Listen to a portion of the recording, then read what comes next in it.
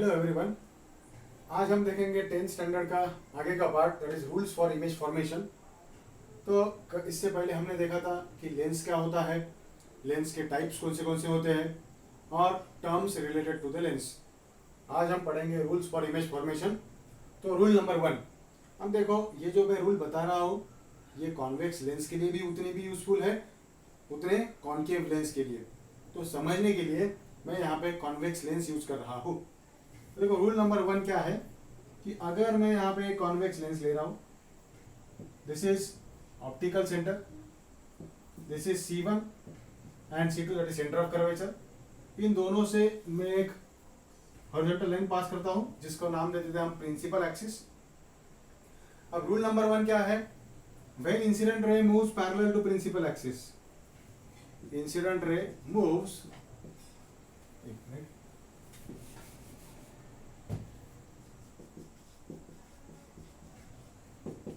parallel to principal axis, it will pass through focus। मतलब अगर ये इंसिडेंट रे है तो ये कहां से पास हो जाएगी, फोकस से पास हो जाएगी, and this is focus. This is rule number 1। अब रूल नंबर 2 हम देखेंगे।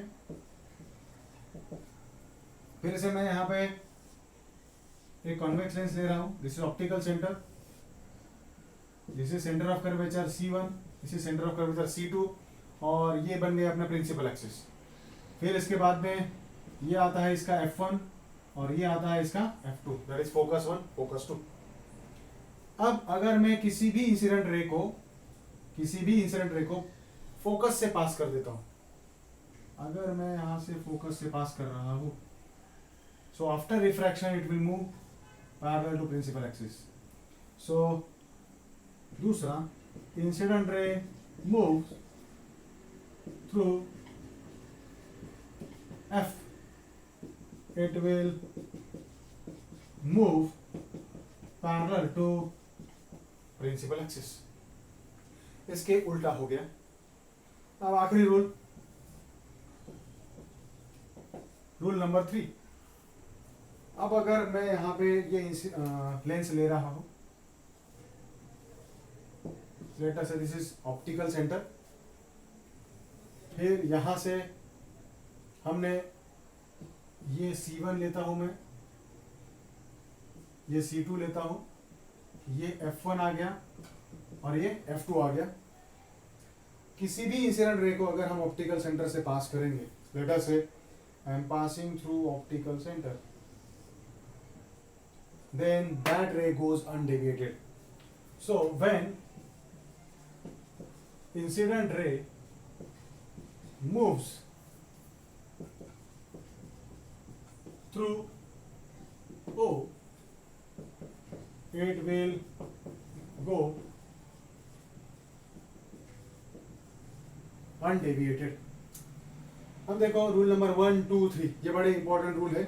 इसमें से हम हमेशा रूल नंबर 1 यूज करने वाले, हम हमेशा रूल नंबर 1 यूज करेंगे। अब बचे हुए 2 रूल जो है इसमें से कोई भी हम एक रूल यूज कर सकते हैं, क्योंकि अगर इमेज फॉर्मेशन देखना है तो हमको कम से कम 2 रे चाहिए। 2 रे क्यों चाहिए तो वो हम जब इमेज फॉर्मेशन देखेंगे तब पता चल जाएगा। So this is what all about the image formation. अब हमको अभी जो डिस्कस करना है कि जो प्रीवियस असाइनमेंट है, मुझे बहुत सारे बच्चों के मैसेज आए कि थोड़ा सा डिफिकल्ट जा रहा है।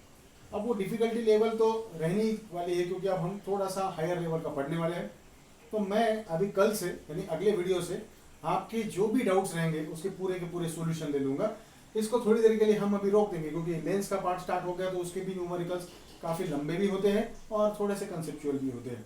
तो इसी वजह से ये रूल्स फॉर इमेज फॉर्मेशन हम यहाँ पे हमने सीख लिया। इसके आगे का पार्ट हम हमारा प्रीवियस असाइनमेंट कंप्लीट करने के बाद स्टार्ट करेंगे। Here, thank you very much.